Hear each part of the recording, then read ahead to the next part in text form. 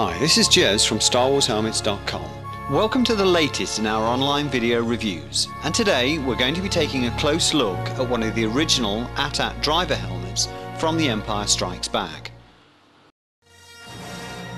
Following on from the phenomenal success of Star Wars, George Lucas and his team were faced with the seemingly impossible task of improving on the highest grossing movie in cinema history.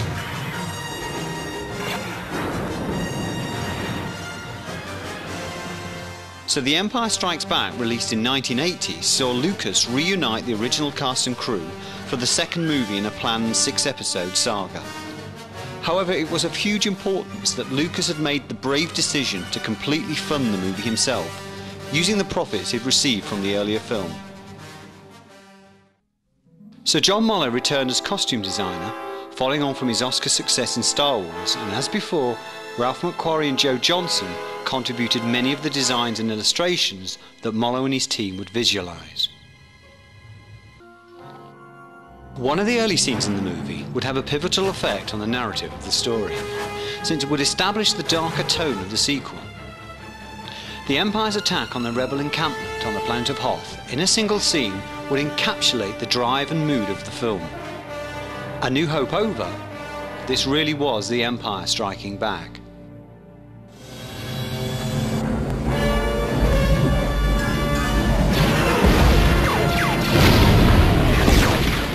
Station 5-7, we're on our way. For the Hoth scenes, the team designed the gargantuan and impressive Imperial AT-ATs, huge walking battle tanks capable of laying waste to any of the Empire's enemies with swift and frightening ease. Thus the AT-AT drivers were developed, and given its comparable job in the Imperial fleet to the TIE fighter pilots, it was decided that a slightly modified, all-grey version of the black TIE pilot design would be used. Essentially, it was a quick and easy solution that fitted nicely into the Empire's costuming look. Despite Empire costing twice as much to make as Star Wars, the costuming budget was significantly lower, with many of the costumes in reality hand-me-downs from the earlier movie.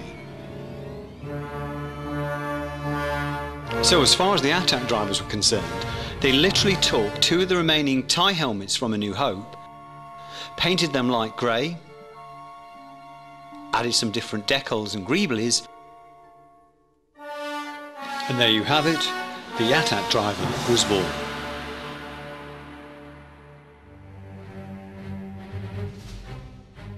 So if we take a close look at the helmet, you can see what fantastic condition it's still in. The light grey paintwork looks practically unblemished, and remember, underneath that, that's the black ABS of a TIE pilot. And continuing on the TIE theme, the smoked grey eye lenses are the same ones that would have been present in its earlier TIE variation. So the majority of the greeblies, including the side hangers and tubes, are still present. These are in reality CO2 charger tubes from domestic soda water makers from the mid-1970s. The two metal tusks were added where the TIE's breathing tubes had previously emerged, and pushing these forward are a pair of white fitments which appear to have come from something like a household washing machine.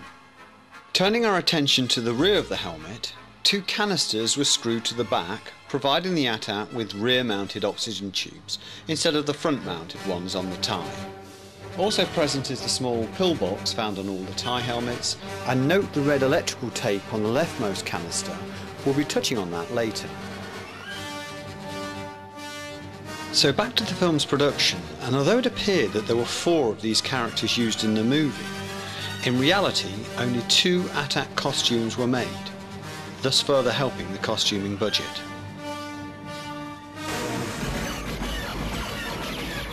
Quite simply, the 2 you see in this cockpit scene are in fact these guys, with the addition of a little red electrical tape down the rear. In fact, if you look close enough at the back of this particular helmet, you can see the glue residue from where the tape previously was, all coming to a nice V shape at the rear. So when you think you saw 4 helmets in the movie, in reality you only saw 2.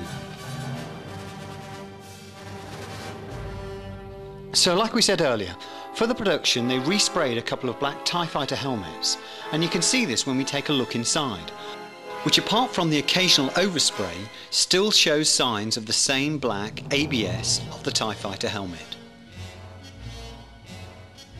Now the first thing that jumped out at us when we first saw this helmet was the colour.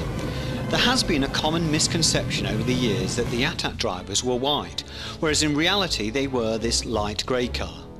Whether this was a conscious decision to match the colour of the AT-AT walkers themselves, or a filmmaking necessity of ensuring they stood out in a brightly lit cockpit against the bright snowy tundra is not clear. But grey they were, and all the toys made over the years are incorrect to show them as white. Now one of the reasons this myth has probably continued is that there are very few images of original AT-AT drivers. In 1979, during filming, a set of 6 or 7 publicity shots were taken of one of the AT-AT drivers. The photos themselves were highly overexposed, thus bleaching the grey AT-ATs to an all-white appearance. To this day, those photos are the only ones used to illustrate this particular Imperial character. It was therefore great news to find out that this specific helmet is the very one that featured in that photo shoot. We can tell this as all the markings match up completely, including the angle of the red cogs and tusks, the detailing and overspray around the eyes, and a number of other discernible tells. Like we said earlier, just 2 of these helmets were made for The Empire Strikes Back, and unfortunately this now may be the only one remaining, since the other was stolen from a private collector in a house burglary in the mid-1990s, and has never been seen again. It's especially pleasing since this helmet really is in great condition, with only a few of the minor face greeblies missing, such as the clock parts on the forehead and the black tabs on the side of the hangers.